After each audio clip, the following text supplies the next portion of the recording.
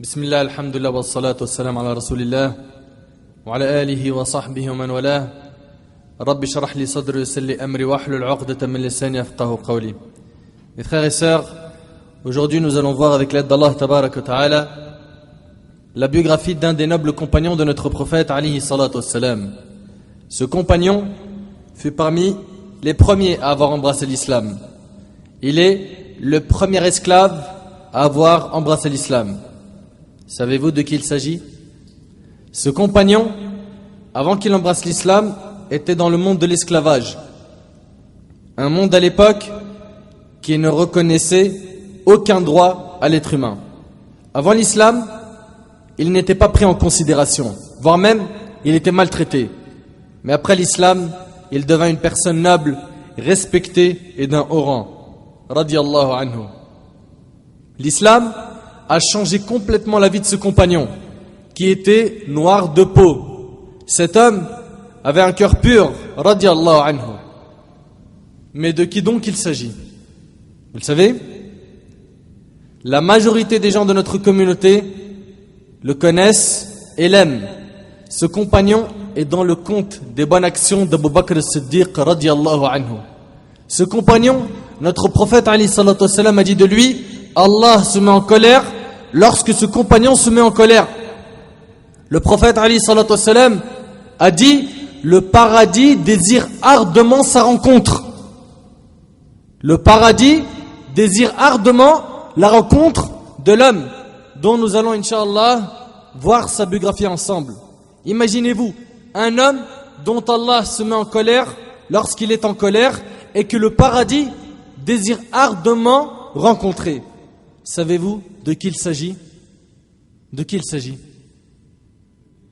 Bilal radiyallahu anhu wa an jami' as-sahaba. Il s'agit du premier muazzin, celui dont le prophète alayhi salatu wassalam lui a dit: j'ai entendu en effet le bruit de tes sandales devant moi au paradis. Il s'agit du premier qui a levé la voix dans un état islamique en disant Allahu Akbar, ila ilaha illallah.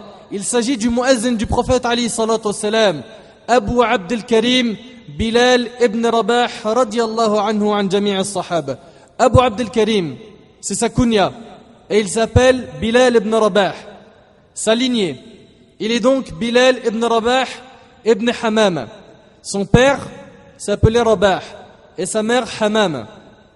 Bilal radiyallahu anhu, ce noble compagnon, grandit en voyant son père et sa mère dans l'esclavage. Bilal radiyallahu anhu lui-même fut l'esclave d'Umayya ibn Khalaf. Bilal vivait à la Mecque, dans le monde de l'esclavage. Il vécut avec un peuple très injuste, un peuple d'associateurs, un peuple qui se nourrissait de l'illicite, qui consommait de l'alcool, qui mangeait l'usure et qui adorait des pierres qui ne pouvaient ni être utiles ni nuire. Mais subhanallah, malgré tout le mal qu'il y avait autour de lui, il n'a été attiré que par la meilleure des créatures qui n'a jamais existé sur la surface de la terre, à savoir Muhammad sallallahu alayhi wa sallam. Dans ces conditions-là, Bilal radiyallahu anhu eut le cœur ouvert à la lumière divine et il alla auprès de notre prophète alayhi salatu wassalam afin de se reconvertir à l'islam. Il fit partie des tout premiers qui ont embrassé l'islam. Parmi les premiers qui ont embrassé l'islam, parmi les femmes, il y a eu Khadija radiyallahu anha. Parmi les hommes libres, il y a eu Abu Bakr as-Siddiq radiyallahu anhu. Parmi les jeunes, il y avait Ali ibn Abi Talib radiyallahu anhu. Et parmi les esclaves, il y a eu Bilal radiyallahu anhu. Bilal radiyallahu anhu embrassa donc l'islam. Et rapidement, il fut très éprouvé par les ennemis de l'islam. Il entra dans la flamme de l'épreuve et il en ressortit plus brillant que de l'or. Il s'agit de l'épreuve qui a pour but de te faire abandonner ta religion. Bien sûr, c'est une épreuve dure. Et on demande à Allah Tabarak wa Ta'ala qu'il nous raffermisse et qu'il nous fasse mourir en pleine soumission. Hélas, mes frères et sœurs, ils sont nombreux à être entrés dans la flamme de l'épreuve et ont fini par brûler. Quant à Bilal radiyallahu anhu, il a goûté à ce que seul Allah Azza wa Jal connaît comme épreuve et il en ressortit plus brillant que l'or. Ibn Mas'ud radiyallahu anhu rapporte: les premiers à révéler leur islam furent au nombre de 7. Les premiers à révéler leur islam furent au nombre de 7. Le prophète alayhi salatu wassalam, Abu Bakr as-Siddiq radiyallahu anhu, Ammar radiyallahu anhu, sa mère Soumayya radiyallahu anha, Suhaib radiyallahu anhu, Bilal et Al-Miqdad radiyallahu anhum ajma'in. Quant au prophète alayhi salatu wassalam, Allah le protégea par l'intermédiaire de son oncle. Son oncle était pour lui une armure, un bouclier contre le mal des polythéistes. Abu Bakr radiyallahu anhu aussi, Allah azza wa jal l'a protégé par l'intermédiaire de son peuple. Il était d'une grande famille. Et en ce qui concerne le reste d'entre eux, les associateurs les prirent et leur firent porter des armures en fer et ils les laissaient exposer au soleil. Et écoutez bien, entre l'armure et la peau, il n'y avait pas de vêtements. Et imaginez-vous la scène, une armure en fer et on les laisse exposer au soleil. L'armure chauffe et après bien sûr, sachant qu'elle est collée à la peau, la personne souffre. Et ils ont commencé à les faire souffrir. Ils ont fait souffrir Soumaïa, ils ont fait souffrir Ammar, Bilal et plein d'autres compagnons, radiyallahu anhum. Il n'en est pas un qui ne leur a pas obéi dans ce qu'il désirait. Quand il demandait, par exemple à Ammar radiyallahu anhu, dis du bien de nos idoles. Tellement il a été torturé et tellement il a souffert, il a fini par dire du bien, sans bien sûr croire que ces idoles étaient de vraies divinités ou bien qu'elles pouvaient apporter un bien ou écarter un mal. Il l'a fait parce qu'il était contraint, parce qu'il voulait en finir avec cette souffrance. Et donc, chacun parmi eux leur a obéi dans ce qu'il désirait, sauf Bilal radiyallahu anhu. Il ne leur a pas obéi. Il a méprisé sa propre personne pour Allah azza wa jal. Il s'est sacrifié pour Allah tabaraka wa ta'ala. Et d'ailleurs, son peuple l'avait totalement méprisé. Au point où ils mirent autour de son cou une corde. Et essayez d'imaginer la scène. Bilal radiyallahu anhu, qui a embrassé l'islam, son crime chez ces mouchrikines, c'est qu'il a embrassé l'islam et qu'il adore un Dieu unique et qu'il a suivi Muhammad sallallahu alayhi wa sallam. Et quand il a refusé de renier la religion de Muhammad sallallahu alayhi wa sallam, ils lui ont mis une corde autour du cou. Et après, qu'est-ce qui s'est passé? Ouvre bien tes oreilles. Une corde autour du cou et ils le donnèrent aux enfants afin qu'ils le traînent par terre et qu'ils jouent avec. Vous imaginez un petit peu la scène? Ils l'ont donné aux enfants. Prenez cette corde, tirez-la et traînez Bilal radiyallahu anhu. Et c'est comme ça qu'ils l'ont torturé radiyallahu anhu. Et ils le traînaient par terre. Ils lui ont enlevé ses vêtements, comme l'a dit Ibn Ishaq, et ils l'ont fait souffrir. Et quant à lui, il disait Ahad, Ahad, l'unique, l'unique, rapporté par le Hakim avec une chaîne de transmission bonne. Umayya lui disait, tu resteras comme ça jusqu'à ce que tu meures ou que tu renies la religion de Muhammad. T'imagines, son maître, il lui disait, tu resteras comme ça, en train de souffrir sur les routes de la Mecque, on le laissait en pleine canicule, sans vêtements, et on lui mettait des grosses pierres sur sa poitrine. Et il faisait très chaud. Imaginez-vous un soleil brûlant. Et lui, il dit, Ahad, Ahad, l'unique, l'unique. Il n'était pas prêt à renier sa religion. Il savait que sa religion, c'est ce qu'il avait de plus cher. Est-ce que nous, on considère notre religion comme la chose la plus chère? Est-ce que nous, quand on va chercher un travail, on va faire toutes les concessions religieuses pour avoir ce travail et ce salaire, ou bien on va essayer de tout faire pour pouvoir pratiquer notre religion? Bilal radiyallahu anhu n'était pas prêt à faire de concessions. Alors on lui disait, adore Allah et Al-Uzza, les idoles des mouchrikines. Mais lui, il dit, Ahad, Ahad, Ahad, Ahad, l'unique, l'unique. Renie Muhammad, l'unique, l'unique. Adore Allah et Al-Uzza. Sa réponse, l'unique, l'unique. Et plus Bilal disait cette parole, plus Umayya se mettait en colère. Et plus il se mettait en colère, et plus il le faisait souffrir, plus Bilal devenait ferme et disait l'unique, l'unique. T'arrives à imaginer un petit peu? On lui mettait une grosse pierre sur sa poitrine, alors qu'il était allongé par terre sur les routes de la Mecque, en pleine canicule. et il n'a pas renié sa religion. Il disait l'unique. Wallahi l'azim, Bilal était un héros. Wallahi. C'est ça qu'on doit enseigner aujourd'hui à nos enfants. C'est eux nos modèles. C'est pas les stars. C'est pas les footballeurs. C'est pas les chanteurs. C'est pas les acteurs. C'est pas les comédiens. Non. Nos compagnons, radiyallahu anhum, sont nos modèles, bien sûr, après le Nabi alayhi salatu wassalam. Bilal resta ferme et ne leur a pas fait entendre ce qu'il voulait. Puis le prophète alayhi salatu wassalam passa près de lui et des compagnons qui se faisaient torturer. Il est passé à côté d'Ammar, radiyallahu anhu, et de sa famille, et il leur a dit: patience, ô famille de Yasser, votre rendez-vous est au paradis. Puis le prophète alayhi salatu wassalam passa près de Bilal et retourna auprès de ses compagnons tristes. Triste. Pourquoi le Nabi alayhi salatu wassalam a été triste? Parce qu'il a vu Bilal souffrir. Et son crime chez les polythéistes, c'était qu'il voulait adorer un Dieu unique. Puis le prophète alayhi salatu wassalam, triste, il dit à ses compagnons: Wallahi, par Allah, si je possédais une somme d'argent, j'aurais acheté Bilal afin de le libérer de leur torture. Il alayhi salatu wassalam dit: si j'avais eu de l'argent, je l'aurais acheté de son maître et je l'aurais libéré de leur torture. Ces paroles furent prononcées devant Abu Bakr as-Siddiq radiyallahu anhu, qui fut très touché. Très touché. Abu Bakr, ce pieux, ce compagnon radiyallahu anhu, qui a compris ce qu'était la fraternité qui n'est pas une parole que l'on prononce, mais de l'action, il s'en alla immédiatement et il alla trouver Umayya, le maître de Bilal, qui était en train de faire souffrir Bilal radiyallahu anhu. Et il lui a dit: pourquoi le combattez-vous? Pourquoi le combattez-vous? Sachez que par Allah, il ne vous obéira jamais. Vous pouvez faire ce que vous voulez, la seule phrase qui sortira de sa bouche sera l'unique. Umayya lui dit alors: puisque c'est comme ça, achète-le. Achète-le. C'est un esclave, achète-le.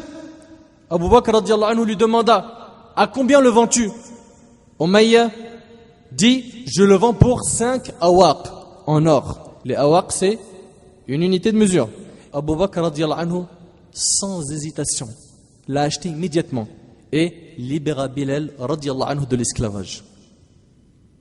Lorsque Umayya prit les 5 awaq, il dit à Abu Bakr: par Dieu, si tu m'avais donné qu'un uqayya, je te l'aurais vendu. Un seul uqayya, je te l'aurais vendu.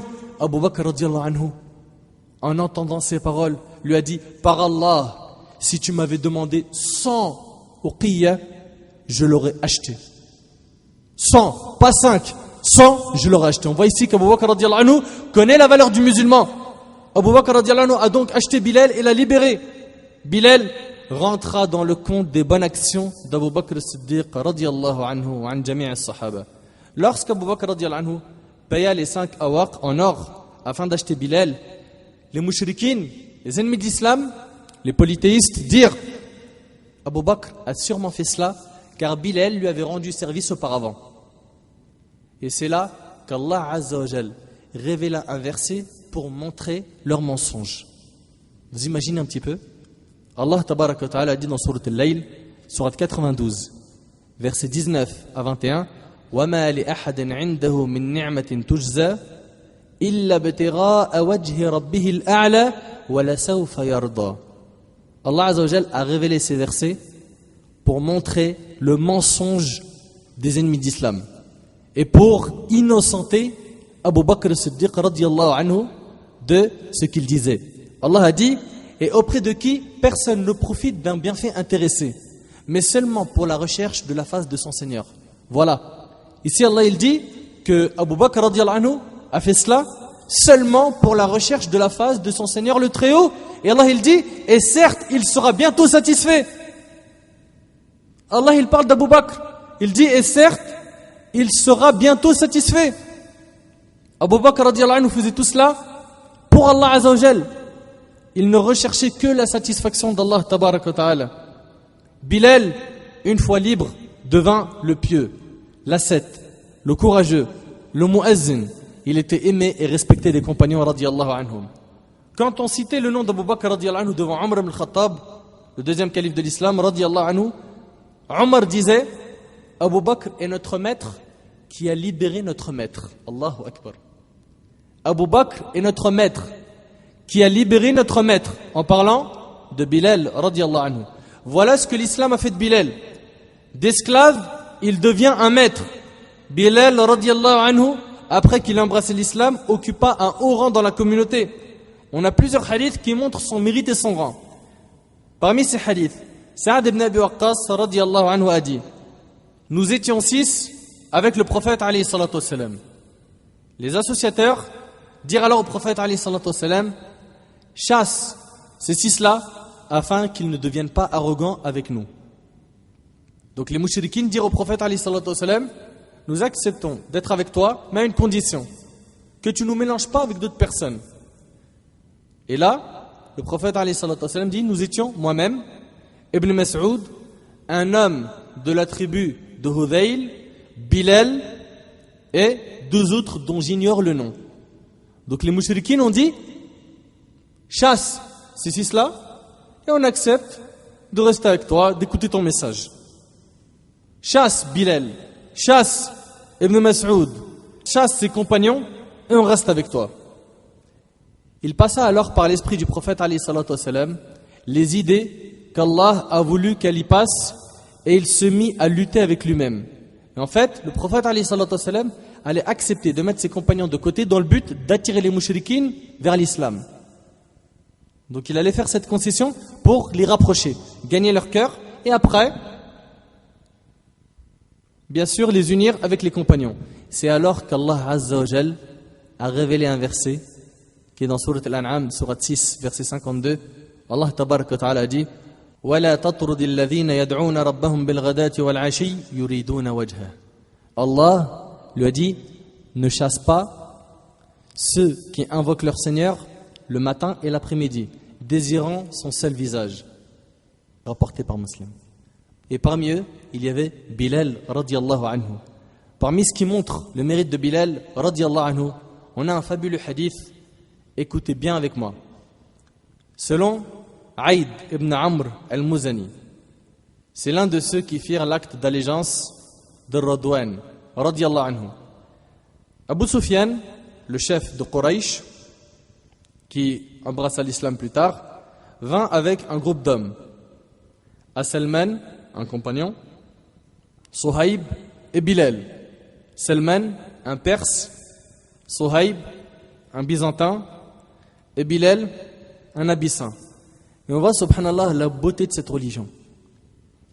C'est que peu importe ta couleur, ton origine, à partir du moment où tu prononces l'attestation de foi, tu es sous le même toit des musulmans. Tu es sous le même toit. Et ça, il n'y a plus de différence entre le Perse, le Byzantin et l'Abyssin, si ce n'est par la piété. Ces 3 derniers, à savoir Salman, Suhaib et Bilal, dirent, faisant allusion à Abu Sufyan et à ce qu'il avait fait subir aux musulmans. Ils dirent: les sabres d'Allah n'ont pas encore eu justice de l'ennemi d'Allah. Ça veut dire qu'il aurait dû être tué à cause de son mal. En gros, il a échappé belle, Abu Sufyan. Il a échappé belle. Et comme on vous l'a dit, Abu Sufyan a embrassé l'islam. Donc ils ont dit: il a vraiment échappé belle. Abu Bakr radiyallahu anhu leur dit alors: comment dites-vous des choses pareilles à l'ancien de la tribu de Quraysh et à son maître? Comment? Puis il se rendit chez le prophète alayhi salatu wassalam et l'en informa. Et il alayhi salatu wassalam lui dit: Abu Bakr, peut-être les as-tu fâchés? Et si tu les as fâchés, tu as certainement fâché ton Seigneur. T'imagines? En fâchant Salman, Suhaib, Bilal, le prophète alayhi salatu wassalam lui dit: et si tu les as fâchés, tu as certainement fâché ton Seigneur. Il alla les voir et leur dit: mes frères, est-ce que je vous ai fâchés?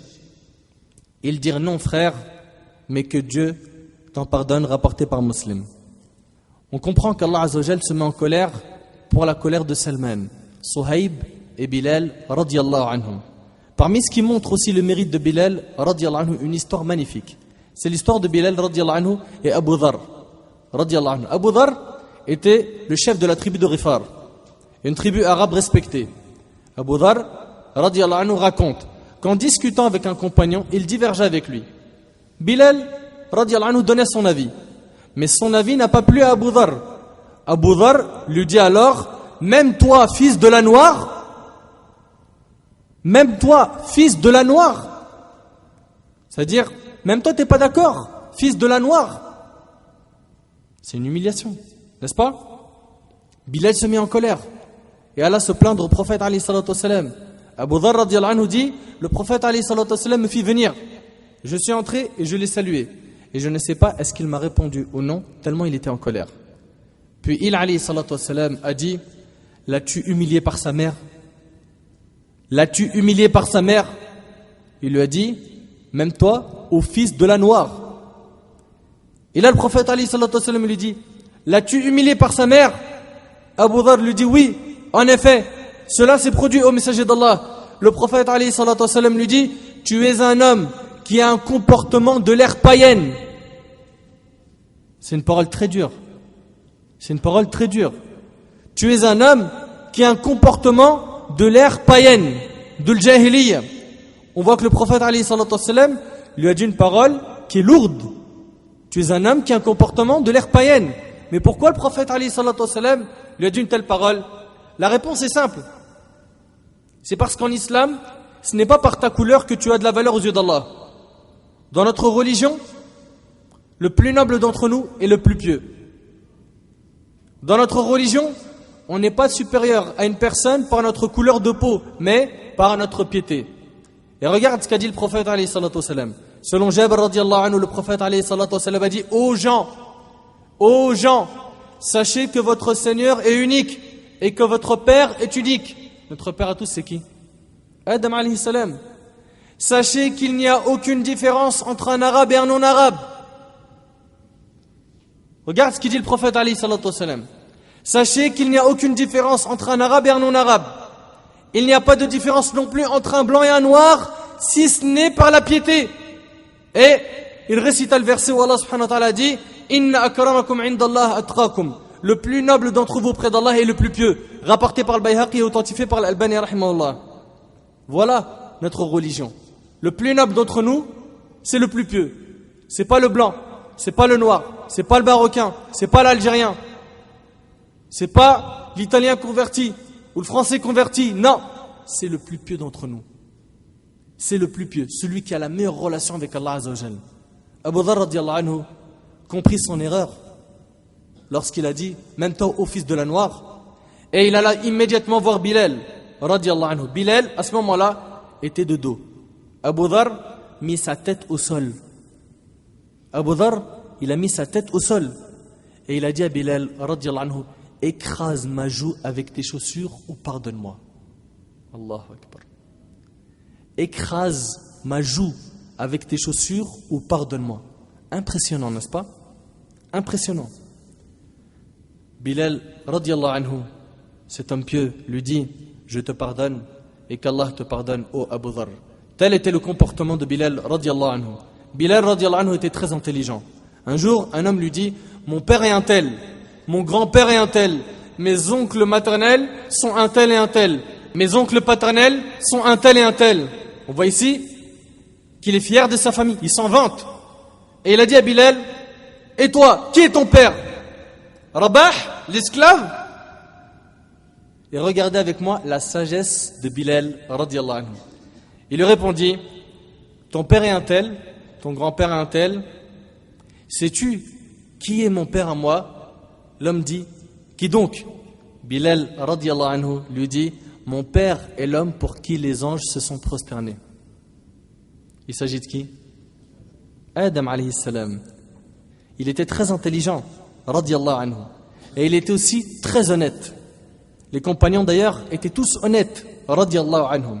Bilal était très honnête. Écoutez avec moi cette histoire. Un homme est venu le voir et lui a dit, j'ai l'intention de demander la main de la fille d'un tel. Et je veux que tu viennes avec moi afin de la demander pour moi. Tu sais, quand tu vas demander la main d'une sœur, si un shir peut venir avec toi, tu vois, pour la demande, ça pèse un poids, etc., de manière générale, tu ne vas pas hésiter. Voire même, tu vas essayer de voir si tu ne peux pas avoir son soutien ou son aide. Imagine-toi là, cet homme, il demande à un compagnon du prophète, alayhi salatu wassalam, viens avec moi. viens avec moi. Comme ça, voilà, ça m'aide. J'ai un compagnon avec moi.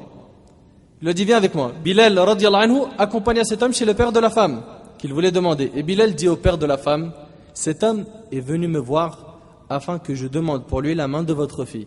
Et en ce qui concerne mon avis sur lui, ce n'est pas une bonne personne, ne le mariez pas. Imagine la scène. Ne le mariez pas. Ne le mariez pas. Il était honnête, radiallahu anhu. Il était honnête. Et Allah Azza wa Jal a dit dans Sourate Al-Baqarah, Sourate 2, verset 283, وَلَا تَكْتُمُوا الشَّهَادَةَ وَمَنْ يَكْتُمْهَا فَإِنَّهُ آثِمٌ قَلْبُهُ. Et ne cachez pas le témoignage. Quiconque le cache a certes un cœur pécheur. Et ne cachez pas le témoignage. Quiconque le cache a certes un cœur pécheur. Aujourd'hui, hélas, on ne fait plus attention à cela. Si quelqu'un vient te demander, un tel est venu demander la main de ma fille, que penses-tu de lui? Si tu lui caches la vérité en lui disant, il est masha'Allah, c'est un frère très pieux, alors que tu sais qu'il est égaré, qu'il est loin d'Allah, qu'il n'est pas comme tu l'as décrit, tu as commis un péché. Tu te dois d'être honnête. Tu te dois d'être honnête. Dis la vérité, ne mens jamais. Mes frères et sœurs, notre prophète alayhi salatu wassalam a annoncé une excellente nouvelle à Bilal radiallahu anhu. L'imam al-Tirmidhi rahimahullah a rapporté que le prophète alayhi salatu wassalam a dit, le paradis, al-Jannah, le paradis désire ardemment 3 hommes. Médite avec moi. Le paradis désire ardemment 3 hommes. Ali, radiallahu anhu, Ammar et Bilal, radiallahu anhu. T'as vu le mérite qu'il avait, Bilal, radiallahu anhu? Le paradis désire ardemment sa rencontre. T'imagines? Et bien sûr, c'est pas venu gratuitement. Bilal, radiallahu anhu, a souffert. Bilal, radiallahu anhu, a sacrifié pour Allah. Il a fait des efforts. Ça a été un combattant, un mujahid, un courageux. Il a fait ses preuves. Il a patienté face à l'épreuve. Certains parmi nous ne patientent pas face aux épreuves. La plus petite épreuve, il commence à se plaindre d'Allah. Il ne se plaint pas à Allah, mais il se plaint d'Allah. Chose qui est grave. Imagine si le prophète alayhi salatu wassalam t'annonce cette nouvelle. Le paradis désire ardemment ta rencontre. T'imagines? D'ailleurs, cette bonne nouvelle, le prophète alayhi salatu wassalam l'a vue de ses yeux. D'après Jabir ibn Abdullah, radiallahu anhu, le prophète alayhi salatu wassalam a dit, on m'a montré le paradis en rêve. Et j'y ai vu Ar-Rumaysa. C'est qui Ar-Rumaysa? C'est Sulaym. Sulaym, c'est qui? C'est la mère d'Anas ibn Malik, radiallahu anhu, wa an jami' as-sahaba. Donc le prophète alayhi salatu wassalam en rêve, et vous savez tous que les rêves des prophètes sont quoi? Sont des révélations, des vérités. On m'a montré le paradis en rêve, et j'y ai vu Ar-Rumaysa, la femme d'Abu Talha. Puis j'ai entendu un bruit de pas. J'ai dit, de qui s'agit-il? Il m'a été dit, il s'agit de Bilal, radiallahu anhu. T'imagines? Il a entendu le bruit de certains pas, fil Jannah, au paradis. Il a posé la question, de qui s'agit-il? On lui a dit, il s'agit de Bilal. Et j'ai vu une femme devant un palais. Je dis, à qui appartient ce palais? Ils dirent à Omar ibn Khattab, radiallahu anhu. J'ai voulu y entrer afin de le regarder, mais je me suis rappelé de ta jalousie. En fait, le prophète alayhi salatu wassalam, il était en train de raconter ce rêve à Omar, radiallahu anhu. Il a dit, j'ai voulu y entrer afin de le regarder, regarder ton palais, mais je me suis rappelé de ta jalousie. Pourquoi? Parce qu'il y avait une femme qui était devant le palais. Omar, radiallahu anhu, en entendant cela, se mit à pleurer et dit, que ma mère et mon père te servent de rançon au messager d'Allah. Comment pourrais-je être jaloux de toi au messager d'Allah? Rapporté par le Bukhari. Comment être jaloux de toi au messager d'Allah? Comment? De ce hadith, on voit clairement que le prophète alayhi salatu wassalam a entendu les bruits de pas de Bilal radiallahu anhu ou fil Jannah, au paradis. Il y a un autre hadith qui confirme que le prophète alayhi salatu wassalam a entendu les bruits des sandales de Bilal au paradis. Selon Abu Hurayra radiallahu anhu, le prophète alayhi salatu wassalam demanda un jour à Bilal radiallahu anhu. Regarde ce que le prophète alayhi salatu wassalam va demander à Bilal. Ô Bilal, parle-moi donc de la bonne action que tu as faite depuis ta conversion à l'islam et dont tu attends le plus grand salaire. C'est-à-dire quoi? La plus grande récompense. Le prophète alayhi salatu wassalam, il lui dit ça, et ensuite il lui dit, j'ai entendu en effet le bruit de tes sandales devant moi au paradis. Donc informe-moi, quelle est la meilleure action que tu as faite, qui a fait que tu as eu ce paradis? Il, radiyallahu anhu, dit, l'action dont j'attends le plus grand salaire, yani la plus grande récompense, est que je ne fais jamais des ablutions de jour ou de nuit sans les faire suivre de ce que Dieu m'a écrit comme unité de prière rapportée par le Bukhari et Muslim. C'est ce qu'on appelle les 2 rak'at de l'wudu, 2 rak'at des ablutions, qui est une sunna. C'est-à-dire quoi? C'est-à-dire qu'à chaque fois qu'il faisait ses ablutions, il allait prier des unités de prière surrogatoires pour Allah Azza wa Jal. Il fait ses ablutions, il va faire 2 rak'at. À chaque fois qu'il faisait ses ablutions, il faisait ce que l'on appelle les 2 rak'at des ablutions. Et ça, c'est ce qui a fait qu'il a atteint ce mérite. On voit ici que le paradis, tu peux l'avoir par des actions qui ne vont pas te prendre beaucoup de temps, mais qui ont un très grand mérite. Bilal, radiyallahu anhu, a vécu à la Mecque, auprès d'Abu Bakr, radiyallahu anhu. Puis, il émigra à Médine. Arrivé à Médine, il fut touché par la fièvre. Médine avait un mauvais climat. Ça, c'était avant que le prophète, alayhi salatu wassalam, y entre. Elle avait un mauvais climat. Elle était pleine de maladies. Donc Bilal tomba malade, radiyallahu anhu. Abu Bakr, radiyallahu anhu, lui aussi tomba malade. Aïcha, qui était la fille d'Abu Bakr, Aïcha, radiyallahu anha, alla rendre visite à Abu Bakr et Bilal, qui étaient malades. Et elle dit, lorsqu'Abu Bakr, radiyallahu anhu, avait la fièvre, il récitait le poème suivant: toute personne se réveille au matin parmi sa famille, mais la mort est plus proche de lui que les lacets de ses sandales. Regarde ce qu'il disait Abu Bakr, radiyallahu anhu, quand il avait la fièvre. Toute personne se réveille au matin parmi sa famille, mais la mort est plus proche de lui que les lacets de ses sandales. Quant à Bilal, radiyallahu anhu, lorsque sa fièvre augmentait, il levait sa voix et récitait les vers suivants: ah, si je savais, ah, si je savais, vais-je repasser une nuit dans une vallée ayant autour de moi de l'étrir et du gélil. L'étrir ici, c'est une plante qui sent bon, qui pousse à la Mecque. Et le Jalil, c'est une montagne à la Mecque. En fait, il est en train de dire, est-ce que je vais passer encore une nuit à la Mecque? Vais-je repasser un jour à Mijanna? C'était un marché. Et vais-je revoir Sham et Tafil? C'est le nom de certains endroits à la Mecque. Quand il avait la fièvre, il se posait la question, est-ce qu'il va rester en vie ou pas? Puis il, radiyallahu anhu, dit, oh Allah, écoute bien ce qu'il a dit Bilal, radiyallahu anhu, oh Allah, maudit Shayba ibn al-Rabi'a, Utba ibn al-Rabi'a, Umayya ibn Khalaf, comme ils nous ont sortis de notre terre à la terre d'épidémie. La terre d'épidémie, c'était quoi? Médine, à l'époque. Le hadith, il est rapporté par le Bukhari. Dans ce hadith, il y a plusieurs leçons. Ce hadith prouve que Bilal, radiyallahu anhu, aimait énormément la Mecque. Et nous, en tant que musulmans, on doit aimer la Mecque plus que n'importe quel pays, plus que notre propre pays. On doit aimer la Mecque. Pourquoi? Parce que le prophète alayhi salatu salam a aimé la Mecque plus que tout. Ce hadith prouve que Bilal, radiyallahu anhu, aimait énormément la Mecque. Même en ayant une grande fièvre, il parle de la Mecque. Notre prophète alayhi salatu salam, lui, a carrément pleuré lorsqu'il est sorti de la Mecque. Et il alayhi salatu salam a dit, par Allah, et il s'adresse à la Mecque, tu es la meilleure terre d'Allah et la terre la plus aimée d'Allah. Si je n'étais pas forcé de te quitter, je ne l'aurais jamais fait. Deuxième leçon, on a vu donc que Bilal, radiyallahu anhu, aimait la Mecque. Deuxième leçon de ce hadith prouve que la femme a le droit de rendre visite à un malade, même si l'homme est un homme étranger, à condition qu'il n'y a pas de khalwa entre eux, qu'ils ne soient pas isolés. Qu'il ne soit pas isolé, qu'il y ait un mahram. Aïcha, radiyallahu anha, a rendu visite à Bilal, radiyallahu anhu, qui était malade, alors qu'il ne fait pas partie de sa famille. Bien sûr, Abu Bakr, radiyallahu anhu, était présent. Donc il y avait un mahram.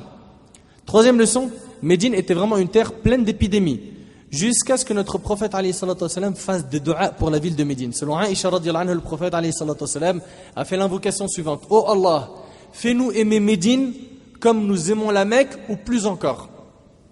Écoute bien, oh Allah, fais-nous aimer Médine comme nous aimons la Mecque, ou plus encore. Et déplace sa fièvre à Al-Juhfa, rapporté par le Bukhari et Muslim. Et ça y est, il n'y avait plus cette épidémie à Médine. Et c'est ainsi que Médine fut l'une des meilleures terres. Bilal, radiyallahu anhu, viva donc à Médine. Et Allah lui donna un rôle très important. Les musulmans, lorsqu'ils sont arrivés à Médine, Il faisait la prière sans qu'on appelle à la prière. Il n'y avait pas d'adhan. Il n'y avait pas d'adhan. Il regardait le soleil et en fonction de celui-ci, ils se réunissaient pour prier. Ils restèrent longtemps comme cela, jusqu'à ce que certains dirent « Prenons une cloche comme celle des chrétiens afin d'appeler à la prière ». D'autres dirent non, plutôt une trompe comme celle des juifs. Suite à cela, Abdullah ibn Zayd, radiyallahu anhu, un compagnon, raconta au prophète alayhi salatu wassalam un rêve impressionnant. Écoutez avec moi. Abdullah ibn Zayd, radiyallahu anhu, ce grand compagnon, dit quand le prophète alayhi salatu wassalam ordonna l'usage d'une cloche pour réunir les gens en vue d'accomplir la prière, un homme m'apparut en rêve, portant 2 vêtements verts et porteur d'une cloche. Donc Abdullah ibn Zayd, radiyallahu anhu, il avait en rêve un homme qui portait 2 vêtements verts et qui portait une cloche. Et je lui dis, ô esclave d'Allah, vends-tu la cloche? Vends-moi la cloche. Qu'en fais-tu? Me dit-il. Et là Abdullah ibn Zayd lui dit, nous l'utilisons pour appeler les gens à la prière. Et l'homme lui dit, ne veux-tu pas que je t'indique un moyen meilleur? Abdullah ibn Zayd, radiyallahu anhu, lui dit, si. Et là l'homme lui dit, dis Allahu Akbar, Allahu Akbar, Allahu Akbar, Allahu Akbar, Ashhadu an la ilaha illallah, Ashhadu an la ilaha illallah, Ashhadu anna Muhammadan Rasulullah, Ashhadu anna Muhammadan Rasulullah, Hayya ala salah, Hayya ala salah, Hayya ala al-falah, Hayya ala al-falah, Allahu Akbar, la ilaha illallah. Ensuite, il recula un peu avant d'ajouter, pour annoncer l'imminence de l'entrée en prière, c'est-à-dire l'iqama, tu dis Allahu Akbar, Ashhadu an la ilaha illallah, Ashhadu anna Muhammadan Rasulullah, Hayya ala salah, Hayya ala al-falah, Qad qamatis salah, Allahu Akbar, la ilaha illallah. Donc il a vu le adhan. Il a vu donc le adhan dans son rêve.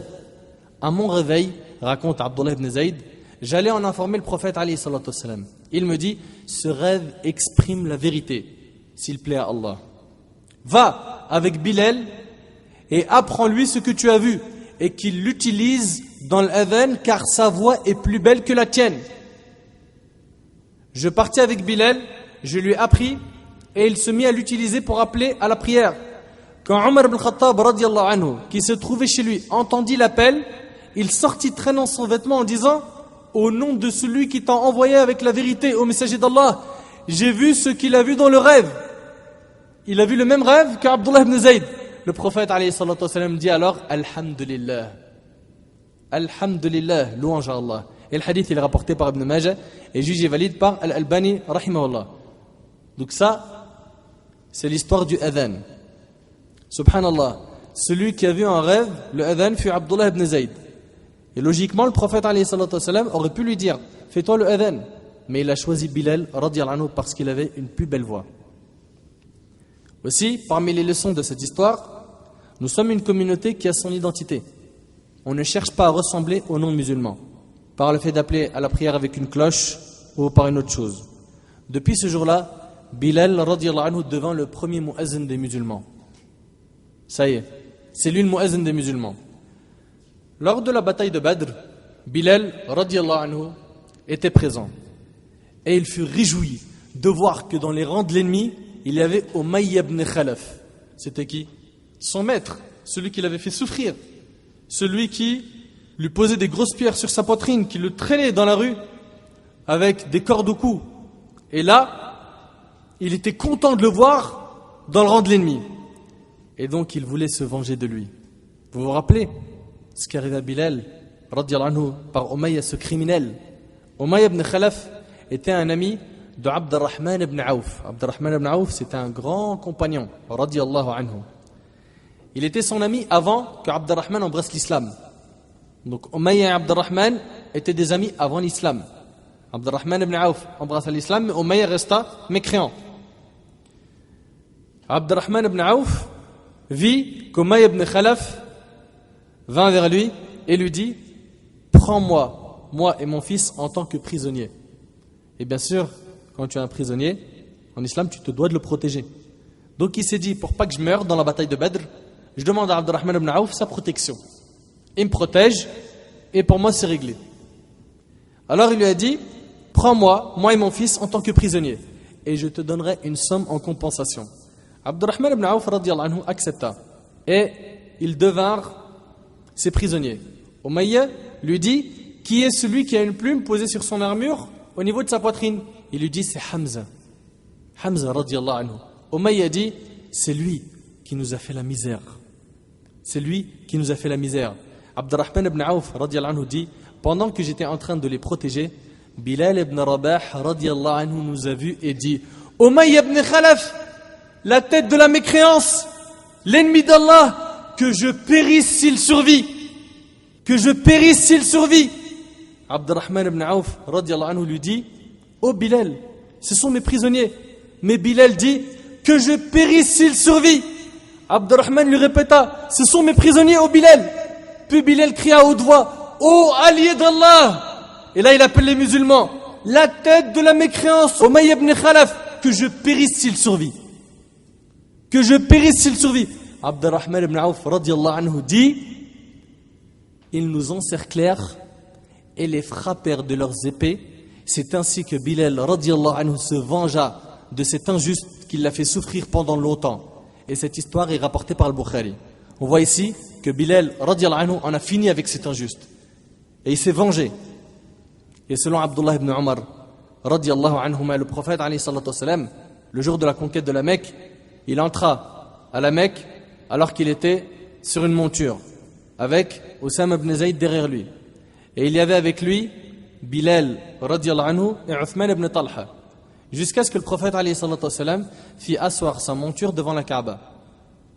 Le prophète alayhi salatu wassalam ordonna qu'on lui apporte la clé de la porte de la Kaaba. Puis on lui ouvra la porte. Le prophète alayhi salatu wassalam entra dans la Kaaba avec Oussama ibn Zayd, Bilal et Uthman ibn Talha radiyallahu anhu. Il y resta longtemps sallallahu alayhi wa sallam, puis il en ressortit. Les gens s'empressèrent d'y entrer et Abdullah ibn Umar ibn Khattab radiyallahu anhuma, vous connaissez très bien ce compagnon qui était très attaché à la sunna, fut le premier à y entrer. Il a été le premier à entrer où? Dans la Kaaba.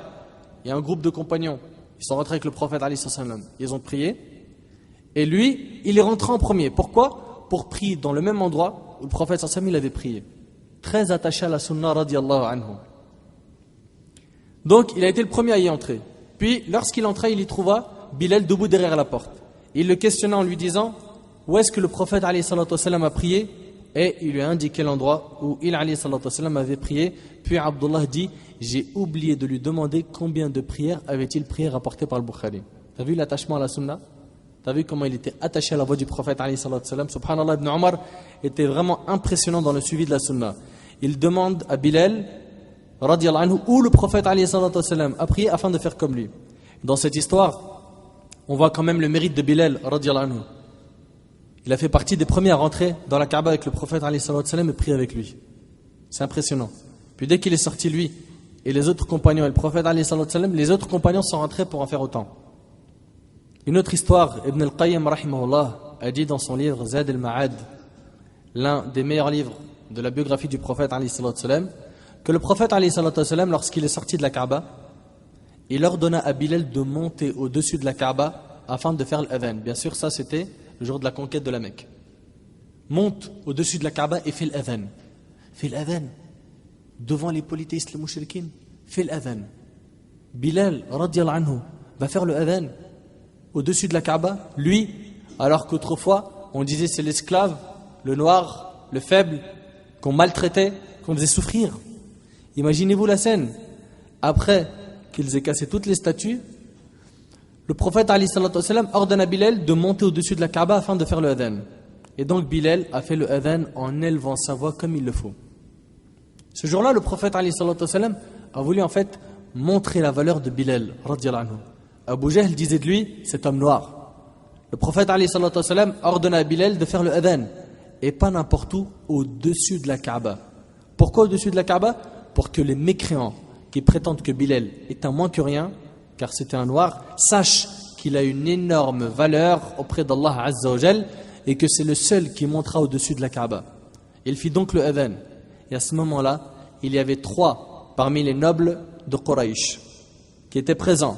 Et parmi eux, Abu Sufyan, qui venaient d'embrasser l'islam il n'y avait même pas 2 heures.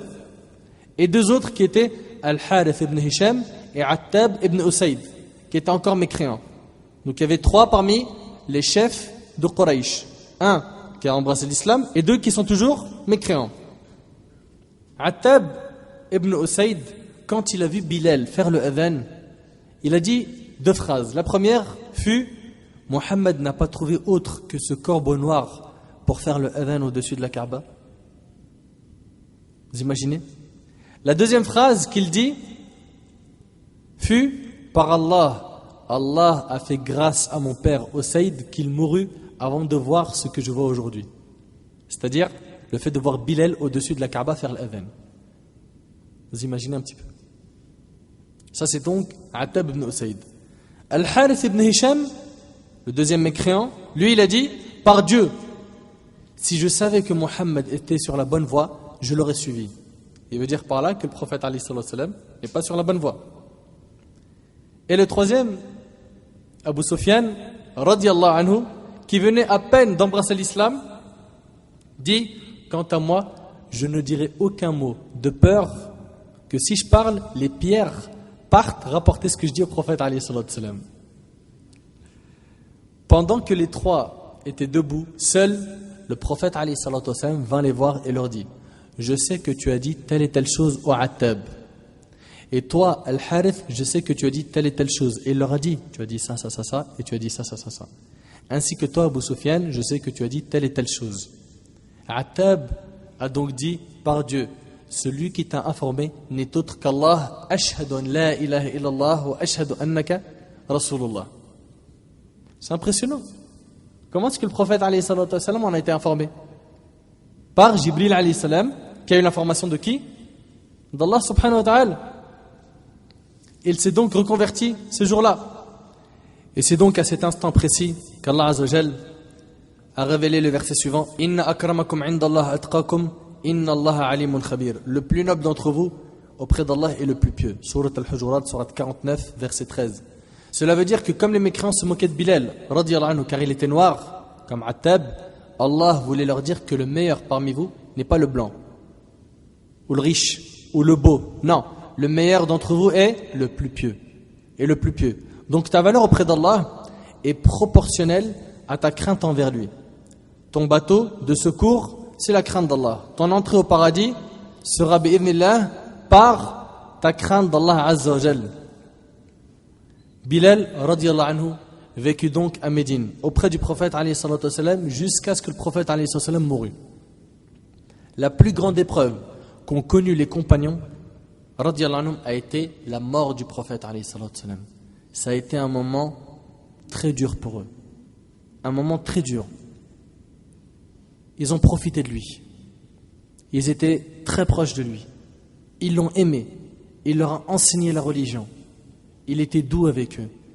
Il était à leur écoute. Il était le prophète, l'envoyé d'Allah azza wa jal. Certains, lorsqu'ils apprirent la nouvelle que le prophète alayhi salatu wa sallam était mort, n'y ont pas cru. Comme qui? Omar ibn Khattab radiyallahu anhu, il n'y a pas cru. Certains ont fait des du'as pour devenir aveugles.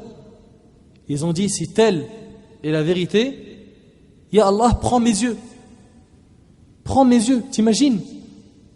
C'était pour eux très dur. Certains furent paralysés par cette nouvelle. Après la mort du prophète alayhi salatu wa sallam, les compagnons radiyallahu anhum étaient dans un très mauvais état. Après la mort du prophète alayhi salatu wa sallam, l'heure de la prière entra. C'était donc la première prière qu'ils allaient prier sans le prophète alayhi salatu wa sallam. Suite à quoi Abu Bakr radiyallahu anhu demanda à Bilal de faire l'adhan. Ça allait être la première prière faite sans le prophète alayhi salatu wa sallam. Imaginez-vous un petit peu. Imaginez-vous l'état des compagnons radiyallahu anhum. Bilal commença le adhan et dit Allahu Akbar tout en pleurant. Puis il dit Allahu Akbar en continuant à pleurer. Et lorsqu'il arrivait au moment où il a dit Ashhadu anna Muhammad Rasulullah, il pleura encore plus au point d'être incapable de finir le adhan. À ce moment-là, ils se mirent tous à pleurer. Bilal radiyallahu anhu resta dans cet état pendant 3 jours. À chaque adhan, il s'arrêtait au même endroit. Il n'arrivait pas à continuer. Il n'arrivait pas quand il disait Ashhadu anna Muhammad Rasulullah, il s'arrêtait.